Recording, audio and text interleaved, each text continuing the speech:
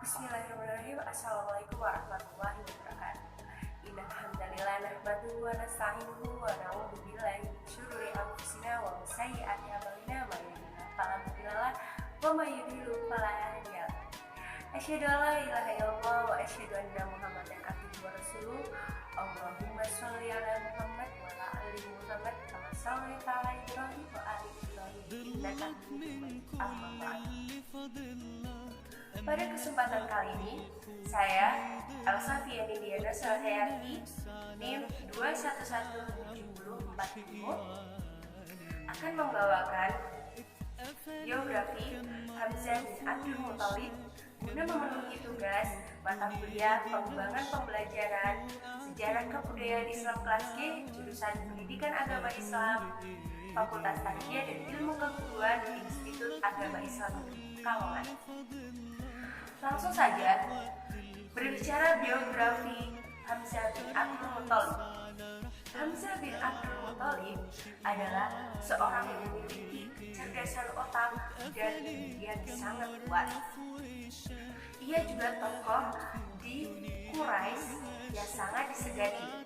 Nama sebenarnya adalah Hamzah bin Abdul Muthalib bin Hashim, paman sekaligus saudara sepersusuan Nabi Muhammad SAW itu masuk Islam dalam tahun kedua kenabian. Ia pun ikut hijrah bersama Rasulullah SAW dan mengikuti perang Badar serta gugur dan meninggal dalam perang Uhud. Ia pun dijuluki oleh Rasulullah sebagai Asyadullah dan Syahidul Syuhada. Ibnu Katsir berkata dalam kitab Usud Al-Haba, pada saat perang Uhud, Hamzah bin Abdul Muthalib berhasil membunuh 31 orang kafir Quraisy. Pada suatu saat, Hamzah tergelincir dan jatuh ke belakang hingga tersinggaplah baju besinya itu.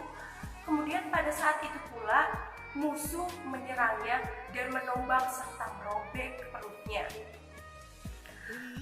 Kemudian pada saat itu pula diambillah hati Hamzah oleh Hindun dan dikunyahnya, kemudian dikeluarkan serta dimuntahkannya hati Hamzah, tidak sempat ditelan. Ketika Rasulullah SAW melihat pamannya, ia pun sangat marah. Kemudian Allah menurunkan firman-Nya yang berbunyi, A'udzubillahi minasyaitonirrajim. Bismillahirrahmanirrahim.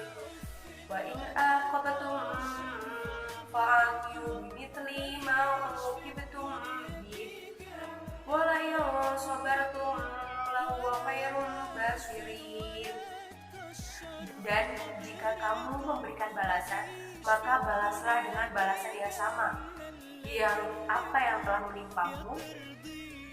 Akan tetapi, apabila kamu bersabar, sesungguhnya itulah yang lebih baik bagi orang-orang yang bersabar. Quran Surat An-Nahl ayat 126. Sejak memeluk Islam, Hamzah berniat mengorbankan segala jiwa raganya, keperkasaannya, keperwiraannya untuk semata-mata kepentingan dakwah Islam. Tak heran jika Rasulullah SAW telah memberikan atau julukannya sebagai Asadullah, singa Allah, dan Syahidul Syuhada. Pasukan kaum muslimin yang pertama kali dikirim oleh Rasulullah SAW pada perang Badar, yaitu Sayyidina Hamzah bin Abdul Muthalib dan Ali bin Abi Thalib. Mereka pun menunjukkan keberaniannya untuk mengalahkan musuhnya yang tak sia-sia. Pada saat itu pula kaum muslimin memenangkan perang Badar tersebut secara gilang gemilang. Kemudian tibalah perang Uhud, di mana kaum kafir Quraisy bersekutu dengan kabilah Arab lainnya guna memerangi Islam atau mengalahkan kaum muslimin. Sasaran utamanya adalah Rasulullah SAW dan Hamzah bin Abdul Muthalib. Mereka memiliki rencana yang sangat kecil, yaitu dengan menyewa atau menyuruh budak yang ahli dalam menombak untuk membunuh Rasul dan Hamzah.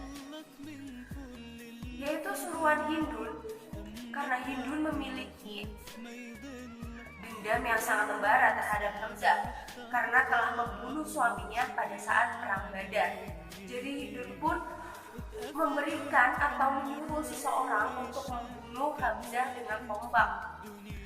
Tak segan-segan ia pun memberikan upah, yaitu cabut perbudakan itu jika budak itu berhasil membunuh dan membawakan hati Hamzah kepada Hindun. Nah, budak itu bernama Wahsy bin Harb.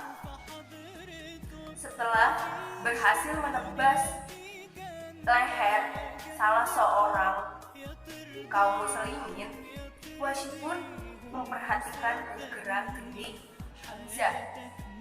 Pada saat itu Hamzah berada di tengah-tengah antara kaum muslimin dan kaum kafir Quraisy. Nah, Hamzah pun mulai bergerak ke kanan dan ke kiri. Hampirlah Islam memenangi peperangan itu jika mereka pasukan muslimin itu mendengarkan perkataan Rasul bahwa jangan mengambil harta peninggalan musuh yang telah gugur, tetapi mereka lalai.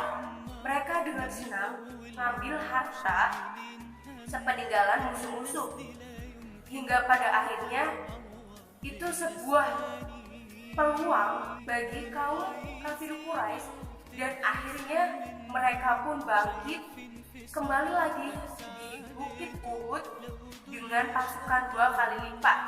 Disinilah kaum muslimin terkejut dengan kembalinya mereka membawa 2 kali pasukan. Kala itu Wahsy bin Harb juga sedang meneliti atau sedang melihat gerak-gerik Hamzah, dan pada saat itu pula Wahsy menggerakkan tombaknya dan menusukkannya kepada Hamzah bin Abdul Muthalib serta merobek dan mengambil hatinya. Kemudian Hindun pun mengambilnya serta mengunyahnya. Selesailah perang Uhud. Kemudian Rasulullah SAW bersama kerabatnya melihat kondisi atau jasad pamannya tersebut. Rasulullah SAW pun seketika dia membisu dan meneteskan air matanya. Begitulah biografi Hamzah bin Abdul Muthalib. Hikmah yang bisa diambil adalah kita sebagai umat muslim haruslah bersyukur pada saat ini karena muslim sudah merdeka atas perjuangan terdahulu para syuhada. Maka tugas selanjutnya kita harus berani berjuang di jalan Allah. Berlombalah dalam kebaikan, fastabiqul khairat. Itu saja yang dapat saya sampaikan tentang biografi Hamzah bin Abdul Muthalib. Sampai bertemu di lain kesempatan. Akhirul kalam, billahi taufiq wal hidayah. Wassalamualaikum warahmatullahi wabarakatuh.